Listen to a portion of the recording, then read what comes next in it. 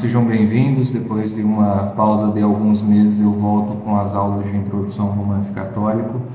E desta vez nós vamos já para a nossa 10ª aula, falando de um romance contemporâneo que é As Earth Without Water, da Katie Carl, uma romancista católica dos Estados Unidos e muito boa, que representa uma linha chamada linha do realismo contemplativo, sobre a qual eu vou falar, sobretudo em termos dela, né, o que ela explica que é o realismo contemplativo. Eu falarei disso mais adiante.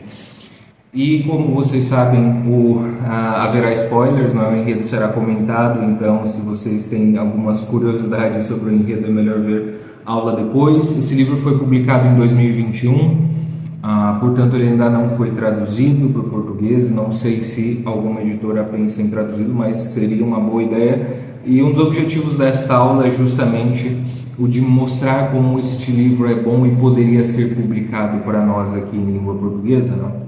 E começando pelo próprio título, não é? As Earth Without Water, que é retirado do Salmo 142, mais precisamente do versículo 6.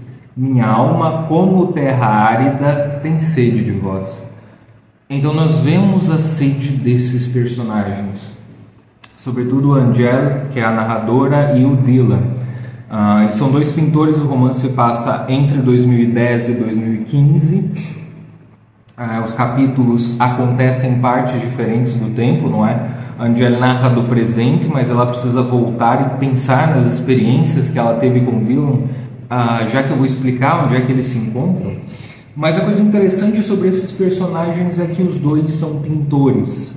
Os personagens principais, os dois são artistas. Angela é narradora e ela e Dylan estão fortemente vinculados. Então, claro, eu vou começar a apresentação falando sobretudo dos dois personagens, um pouco do que lhes acontece, com um foco um pouco maior na Angela, tá? Começando pelo Dylan. Ele é um pintor talentoso e bem-sucedido logo na juventude. No transcorrer do livro a gente descobre que tanto o talento quanto o esforço dele não foram suficientes para esse sucesso. O sucesso que eu digo aqui é comercial, tá? O Dylan começou a vender, começou a ganhar um bom dinheiro com as suas pinturas também, mas ele precisou fazer algumas conexões não boas, por assim dizer, para que ele pudesse ter esse sucesso. Ele era extremamente inseguro, tinha medo da solidão, necessidade de afirmação, uma carência afetiva e um ego tremendo. Ele tinha um potencial destrutivo sobre quem o amasse, como Angela. Era muito difícil de conviver com ele, precisamente porque ele precisava dessa atenção, dessa afirmação o tempo todo. É um pouco aquela figura que a gente vê, não é, do gênio artístico excêntrico, cheio de crises e insuportável. E no entanto não é uma característica essencial. Não é porque ele é pintor que ele é assim, não. A gente vê no decorrer da obra a quantidade de traumas pelos quais o Dylan passou, traumas que o levaram a essa condição. Digamos que a única coisa boa que ele conseguiu manter foi justamente a vocação artística. Não é que, como alguns pensavam, não é, antes, a figura do il genio è pazzo, o gênio é louco. Não, ao contrário. Ao contrário, aqui isso me parece muito interessante nesta obra, o modo como a Katie Carl retrata que o talento do Dylan, o talento artístico dele, a vocação artística, portanto o talento e o ofício, não é, permanecem apesar dos traumas, e de algum modo, não são suficientes, mas de algum modo o ajudam a lutar contra esses traumas. Ele tem um vínculo ruim com a mãe, que ironicamente é uma psicóloga de profissão, e aqui a gente está falando de uma família que não é católica, que nunca foi, uma família tipicamente secularizada dos Estados Unidos, tá? E essa mãe psicóloga de profissão tem uma relação bastante perturbadora com ele. E essa relação se manifesta quando essa relação, digamos, ela é desenterrada, ou esse aspecto o pior aspecto dela é desenterrado, porque o Dylan tinha aquela coisa de fugir, não é, dela, ele já não suportava a presença dela, ele sempre queria fugir dela, o pai, um fraco, com uma série de vícios também, embora ele parecesse um pouco mais normal, não é? Mas em determinado momento, a Angela e o Dylan se separam, ela deixa de pintar, ela chegou a viver com ele, eles foram amantes por algum tempo, nunca assumiram de fato um compromisso, não é? Então é por isso que eu utilizo essa palavra amantes. O Dylan estava com ela, mas também se juntava com outras mulheres, com outros rapazes, etc, etc, sem grandes problemas nesse aspecto, mas ele precisava dessa afirmação afetiva dela, até porque a preocupação da Angela com o Dylan sempre foi real. Em um determinado momento a gente descobre, porque a Angela nos conta, que ela é chamada em um mosteiro cisterciense. Ela é chamada pelo Dylan que estava lá. Ele tinha desaparecido, ele tinha vendido as obras de arte, ela se separou e foi trabalhar com outra coisa, foi trabalhar com publicidade. Então, por um tempo eles perderam contato, o Dylan não mandou notícias. E aí ela foi trabalhar com essa empresa de publicidade, um dia ela recebe uma carta, não um e-mail, não uma mensagem no celular, mas uma carta do Dylan, dizendo que ele precisava dela. Que ele ia pronunciar os votos perpétuos, que ele estava próximo de pronunciar esses votos, claro, se ele fosse aceito na comunidade, se ele fosse aceito pelos demais irmãos da comunidade, mas o problema nisso tudo é que o Dylan passou por um trauma dentro da comunidade. O processo de conversão do Dylan é interessante porque aqui a conversão está em segundo plano. A conversão não é contada. Nós não sabemos como ela aconteceu. A Angela não sabe como ela aconteceu. Ela simplesmente redescobre o Dylan num mosteiro. Então, o Dylan conta que dentro desse mosteiro ele foi estuprado. Ele não foi estuprado por um membro da comunidade, mas ele foi estuprado por outro sacerdote. Tá? É um sacerdote que o ajudou, que o guiou por um tempo.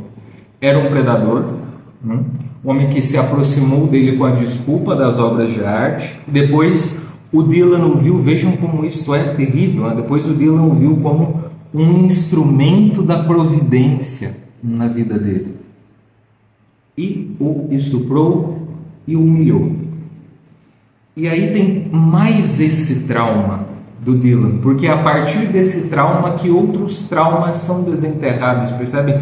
E é muito importante esse jogo de presente e passado contados de forma aparentemente fragmentar. Isso tem uma importância dentro da proposta da Katie Carr, que é o realismo contemplativo, porque é nesses episódios, nos problemas do presente, nos episódios do presente, vão subindo coisas de um passado recente, coisas vinculadas, ou seja, que ainda não tinham terminado, que ainda não tinham encerrado de alguma forma. Essas coisas vão subindo e aí ela vai contando, ela vai narrando coisas que o Dylan já tinha contado para ela há muito tempo.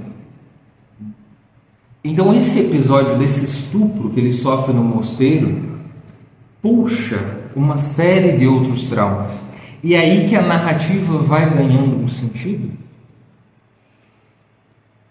E é aí que a gente pode trazer isso para a estrutura da vida humana mesma, de que mesmo alguns episódios traumáticos, episódios de sofrimento, que não cheguem à magnitude desse sofrimento aqui, que eu estou descrevendo, não é de um estupro, mas episódios de dor, de sofrimento intensas, podem fazer com que nós puxemos uma espécie de fio condutor da nossa autobiografia. Aquele episódio, isso normalmente é pela misericórdia de Deus, porque não pela nossa dor, não pela dor em si gratuitamente, mas pela misericórdia de Deus, pelo modo como a gente aceita essa cruz, os outros sofrimentos são puxados, são compreendidos à luz daquele último sofrimento que tivemos, e a gente consegue consegue vislumbrar algum sentido de aceitar aquelas dores. E aqui a questão de aceitar não é uma aceitação passiva, tá? A própria comunidade monástica procura justiça para ir atrás desse sacerdote, ele é suspenso, etc, etc. Tem um processo judicial contra ele. O Dylan se sente profundamente humilhado por ter que contar o que aconteceu por uma promotora de justiça, não é também? Então não é esse o sentido da aceitação, mas é mais a ideia de aceitar a própria cruz, não? E falando de Angela especificamente, é interessante porque ela tem dons artísticos e uma habilidade muito próximas do Dylan. Ela não é uma pintora pior do que ele. Ela é um pouco mais madura do que ele, mas é insegura também em alguns outros aspectos. Em dado momento, como ela acha que não evolui, como ela tem um estilo diferente do Dylan, um estilo que ali era menos comercialmente aceitável, e como ela não estava disposta a fazer as conexões ou os tipos de conexões que ele estava, ela destrói as suas pinturas e deixa de pintar. Aí ela para de viver com Dylan, ela vai trabalhar numa agência de marketing em outra cidade e esquece por um tempo da pintura. Eles estudaram juntos na Itália, né? Os dois tiveram uma bolsa, uma pós-graduação. Assim que eles terminaram a graduação deles, eles foram estudar na Itália juntos, tiveram uma grande proximidade, não é? E o Dylan fez um retrato dela nua. Esse retrato a incomodou, não por ser um retrato que faltasse ao pudor, não era esse o ponto, mas ela percebia que o Dylan conseguiu retratá-la como ela era, ou melhor, quem ela estava fugindo de ser. Então, quando ela olhava para aquele rosto e para aquele corpo, ela já não se reconhecia e ela se sentia mal, porque aquilo era uma espécie de remorso na consciência dela. Era a lembrança de quem ela deveria ser. Ela chamada por Dylan, então ela vai ao mosteiro e encontra o sofrimento do amado. Dylan conta para ela sobre esse estupro. Ele desabafa com ela, ele narra para ela essa desgraça. E aí o que nós temos é algo muito interessante, porque a Angela acaba encontrando o próprio sofrimento. Ela se depara com as mentiras existenciais que contou para ela mesma. Ela tem que tirar uma série de máscaras para que ela possa ajudar o Dylan. E ela precisa entender, por exemplo, uma passagem que me marcou bastante é quando ela diz assim: mas a gente não está sempre certo quando falamos de nós mesmos, aquilo que nós achamos de nós mesmos não é a verdade. Ela começa a pensar assim quando ela está conversando com uma moça que faz um retiro lá, e ela pensa, e aí, nesse momento, quando ela faz essa pergunta, quando ela coloca isso em questão, se as nossas opiniões sobre nós mesmos são verdadeiras, e percebam, é sempre uma reflexão um pouco mais profunda, uma camada mais profunda que é desenterrada a partir de um acontecimento presente. E claro que não é mera casualidade que os dois sejam pintores, mas eles estão preocupados com as imagens, eles estão preocupados com o movimento, portanto eles estão ali preocupados com o presente, ou seja, eles estão atentos ao presente. E essa atenção é capaz de puxar outras coisas, de puxar o significado mais profundo de cada coisa. Então, quando ela coloca em questão a sua opinião sobre si mesma, o fato de alguém ter opinião sobre si mesma, mas será que isso pode estar errado? Ela começa a pensar nas opiniões que ela teve a respeito dela mesma e do Dylan na relação deles. E ela começa a ver como ela estava errada. Angela e Dylan, então, eles têm sede. A sede do Dylan é mais clara no início. Ela se manifesta no desejo de fazer sucesso, na tentativa de suprir as suas carências afetivas, nos traumas, etc, etc. A da Angela ainda é um pouco oculta, E tem uma hora que ela vai falando, ela fica no mosteiro, não é, como hóspede, então ela vai para o refeitório lá das pessoas que fazem retiro, e tem um irmão que serve essas pessoas. Ele é cozinheiro e serve também. E é engraçado que um dia, ela conta, eles estavam conversando, não é? Ela pergunta, olha, ela não é católica, né? Ela pergunta, como é que o senhor entrou nisso? Eu não lembro o nome dele. Como é que o senhor entrou aqui nessa vida e tal? Ela estava começando a conhecer e a tentar entender por causa do Dylan, não é? Para ajudá-lo de alguma forma. E ele diz assim, olha, foi um negócio interessante porque foi um amigo meu que me trouxe aqui para conhecer, eu nunca tinha vindo também. Ele achou que ele tivesse vocação e no fundo quem acabou ficando fui eu. No fim das contas, quem acabou ficando fui eu. Por quê?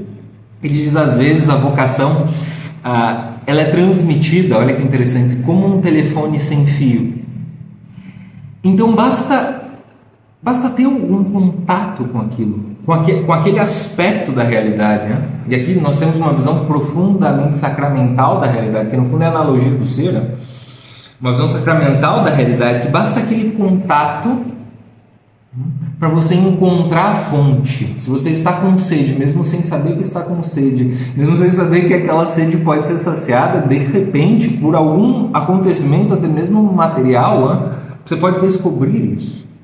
Você pode descobrir essa fonte. É interessante como... E aí, claro, eu não vou dizer como, até porque nós não sabemos como. A Angélica também se converte, mas isso é mais para o fim do livro. E tanto as duas conversões, a dela e a do Dylan, são discretas, como se fizessem parte do segundo plano da obra. Isso é interessante porque, pensando assim, em uma narrativa, em uma história sendo contada, fulano fez isso, Dylan fez isso, Angélica fez aquilo, isso parece esquisito, não é? Agora, pensando em uma pessoa concreta, em uma personagem concreta, que é a Angélica, que ela está trazendo relatos fragmentários, mas que esses relatos ela vai conseguindo puxar, sempre são como janelas, portanto, é uma obra profundamente dramatizada, é uma narrativa dramatizada. Faz sentido que um relato assim, mais, vamos pensar assim, mais próximo do que seria uma explicação das conversões deles, fiquem mesmo para o segundo plano. Porque eles estão pensando no acontecimento. A vocação está sendo vivida, mas eles estão pensando no acontecimento. Pensam que isso é tão bonito porque a vivência da fé entra de tal modo na vida cotidiana que é ela que dá luz para os acontecimentos, para os menores acontecimentos ali. E não é que os acontecimentos, então, sejam abstratamente considerados num raciocínio, talvez pseudo-teológico, pela fragilidade intelectual, não é? Não. É a realidade mesma. Não, são as contas a pagar. Né? É a vocação concreta ali, artística. Não, eu tenho que pintar esse negócio. Tudo isso é visto à luz da fé. Porque é tudo isso, é essa realidade das responsabilidades cotidianas e materiais o que puxa para cima. Na narrativa de Angélica a gente consegue ver uma fusão entre forma e matéria, que é isso que é a obra de arte, uma obra de arte bem acabada. O que ela vê, como eu disse, sempre tem algo ali dizer. O seu desejo de se doar começa pela arte. Primeiro, ela desaparece ao realizar bem o seu ofício. Ela se doou inteira ao Dylan. Mas essa foi uma segunda experiência. A primeira experiência de doação que ela teve, que foi uma experiência não, de doação mesmo, de esquecer de si para algo que é maior do que ela, que é melhor, que é mais importante, foi com a obra de arte. Ela conta um episódio dela desenhando, um primeiro desenho que ela fez, que estava bom já no início da adolescência, foi uma experiência de entrega. E aí ela começa, e quando ela encontra o Dylan, quando ela encontra essa vida católica que ela não conhecia, essa vida de entrega, essa vida de sacrifício, e essa vida de aceitação do sofrimento, mesmo na tentativa de reparar a justiça, porque aquele sofrimento não pode ser apagado, feita a justiça humana ou não, aquele sofrimento não pode ser apagado. E agora o que eu faço com ele? Eu que o experimentei. E as descrições, é interessante também essa parte dos relatos, não é? Essa estrutura episódica do livro. As descrições dos acontecimentos estão permeadas de impressões. Angeli vê em cada acontecimento um símbolo, uma janela para algo maior, para a realidade inteira. Então vejam como a gente falou, como a gente viu na primeira aula em The Moviegoer. A realidade sempre tem mais alguma coisa, então não é separado aquilo do pensamento, senão que a doação, a contemplação, o fato do espectador olhar com atenção, lhe mostra algo que já está na realidade. E mais, a realidade o faz ver algo sobre si mesmo, o que acontece com o Angeli. E na época que eles estudam na Itália, isso eu compartilhei no Instagram um texto a respeito disso, né, com essa citação que eu vou ler agora. Uma professora deles, uma grande pintora da Angeli e do Dylan, lhes dá o seguinte conselho, vejam só: aprenda primeiro a ter um grande amor pela visão do outro. Como você pode levar alguém a ver o que você vê, a menos que saiba primeiro o que ele consegue e não consegue ver?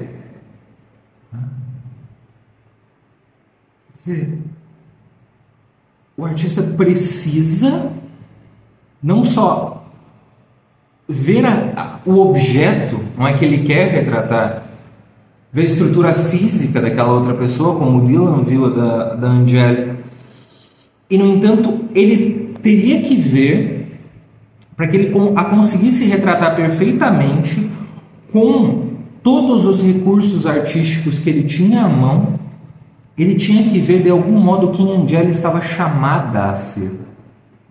Tudo aquilo que estava em potência, por quê? Porque o nosso corpo revela, ainda que de maneira opaca, quem nós estamos chamados a ser, a nossa vocação, porque a gente é um composto de forma e matéria. Então sim, o nosso corpo revela, a nossa imagem revela algo de nós. E o artista ele tem que ver isso. O artista ele tem que ver aquilo que é manifestado na estrutura física, material. Aquilo que a Angeli já via, querendo ser pintora, querendo realizar a sua vocação, mas que ela se sentia impotente, é por isso que dói. O Dylan foi um visionário, não no sentido de que ele foi uma espécie de profeta da Angeli, nem nada parecido, mas um visionário porque ele também a conhecia. Porque ele a via, ainda que ele não soubesse falar, mas sim expressar artisticamente pela pintura, ele a via como ela mesma se via no futuro, como ela mesma queria ser. E foi isso que ele expressou. E quando ela abandona a pintura por um momento, é essa imagem que dói nela, com uma consciência dela. Dylan também é uma revelação para Angeli. À medida em que ela se aproxima e conhece o sofrimento dele, conhece os demônios dele, ela aprende mais sobre si mesma. Em um sentido imperfeito e desordenado, há uma comunhão entre eles. Um vínculo que precisa chegar à verdade, a alguma verdade. Veja, eles foram amantes, houve um vínculo ali, eles criaram uma intimidade profunda que não chegou ao matrimônio. E aí o Dylan diz o seguinte para Angeli, no fim. No final das contas, a vocação monástica dele não se confirma, não pelo trauma, mas ele consegue discernir que não era aquele o caminho dele, continua sendo católico, mas não era aquele o caminho dele. E aí ele diz, no mosteiro é interessante, né, quando eu vou voltar um pouquinho no tempo antes de ler esta citação que separei aqui acerca do vínculo, né? O Dylan diz o seguinte: olha, se eu fosse me casar com alguém, seria com você. E aí no fim, depois que ele sai do mosteiro, ele reencontra a Angeli, ele diz assim: eu sei que me prendi a você e você a mim. Isso é o que fazemos quando infligimos sofrimento a alguém. E, na tentativa de nos livrarmos desse alguém, atamo-nos ainda mais estreitamente. Uma coisa que eu percebi aqui, e claro, olhando na própria estrutura da realidade, eu percebi que por comando invertido, eu acabei lembrando daquela passagem que é lida na cerimônia do matrimônio, né? Os dois serão uma só carne. É impressionante como o homem e a mulher, eles têm um vínculo que pode ser um vínculo tremendo de sofrimento. Eles têm um vínculo que, no sentido de que, mesmo quando se separam, parece que um está preso ao outro. Um não sai da vida do outro. Eu lembro que, vendo uma experiência de um casal se separando, eu disse ao meu diretor espiritual, então, eu falei, olha padre, vendo essa experiência de que os dois estão fisicamente distantes, no entanto, um falando do outro, assim, de uma maneira terrível, né? Um acusando o outro de sofrimentos mútuos, eu pensei que o matrimônio, eu realmente vi em comando invertido como um matrimônio indissolúvel. Ele se torna uma prisão. Eu sei que me prendi a você e você a mim, diz o Dylan. E quando tentamos nos livrar desse alguém, atamos-nos ainda mais estreitamente. O matrimônio é um compromisso de liberdade. Mas essa prisão,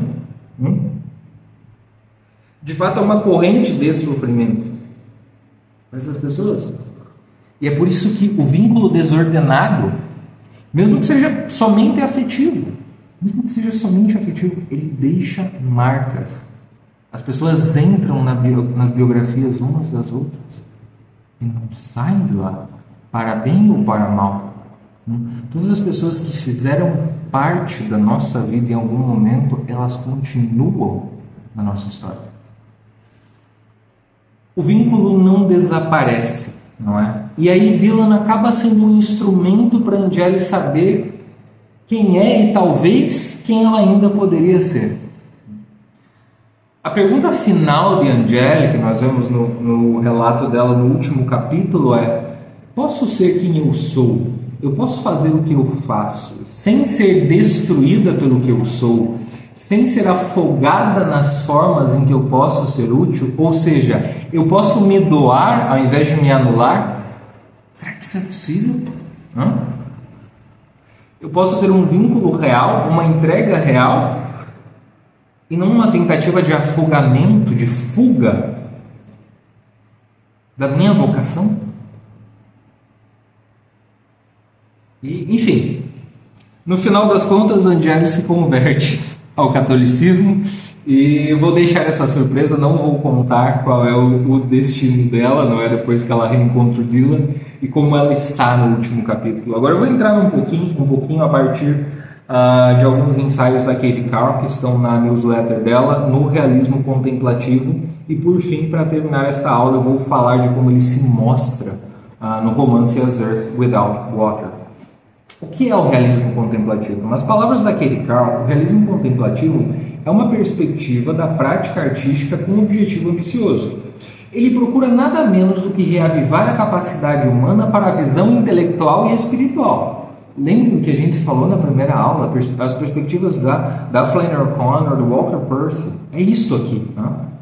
Mas o realismo contemplativo não é uma mera prática da arte. O realismo contemplativo, enquanto hábito da visão, um modo de ver que precisa ser cultivado, e ele é cultivado pela leitura e pela escrita, ou seja, ele é cultivado pelo ofício literário, almeja internalizar toda a verdade cognoscível à medida em que ela se mostra e pode ser recebida em sua completude. Como ela é recebida e mais como ela é retratada numa obra de arte pelos sentidos. Vejam que eu falei desde o início, não é, da importância de uma narrativa episódica em As Earth Without Water, a importância do fato de os dois personagens principais serem pintores, estão preocupados ali com a realidade material, como eles a retratam, como que eu posso colocar uma luz aqui, como que eu posso colocar a perspectiva aqui, isso que eu estou tentando comunicar. Bom, eu não sei o nome disso, mas é isso que eu estou vendo acerca da pessoa, isso que eu, Dylan, estou vendo acerca da Angélica, eu quero comunicar isto aqui.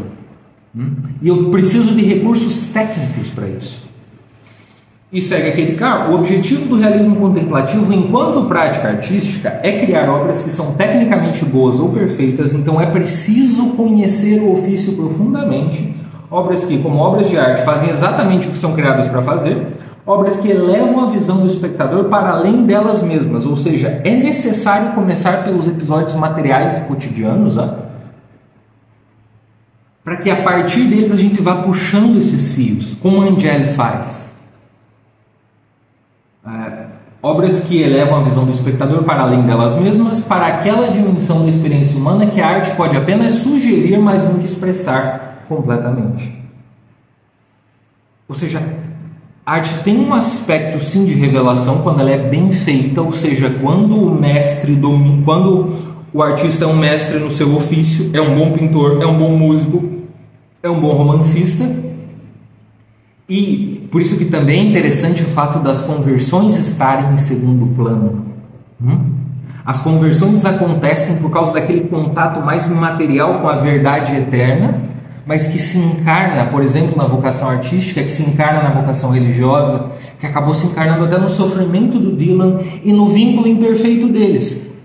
Por quê? Porque Deus tira a ordem da desordem por causa da infinita misericórdia deles. Ele está sempre esperando para nos puxar para cima. Está sempre nos dando oportunidade. Está sempre esperando o nosso arrependimento, a nossa conversão, a nossa mudança de vida.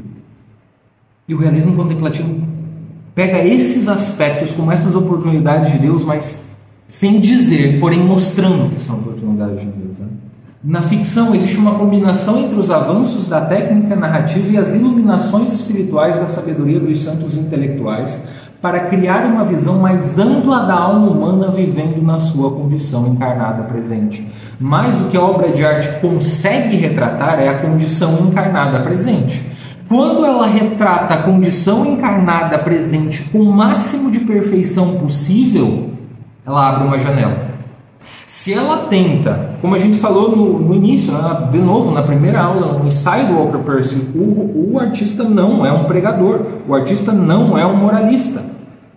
Se ele tenta inserir isso deliberadamente, ele arrebenta com a obra de arte.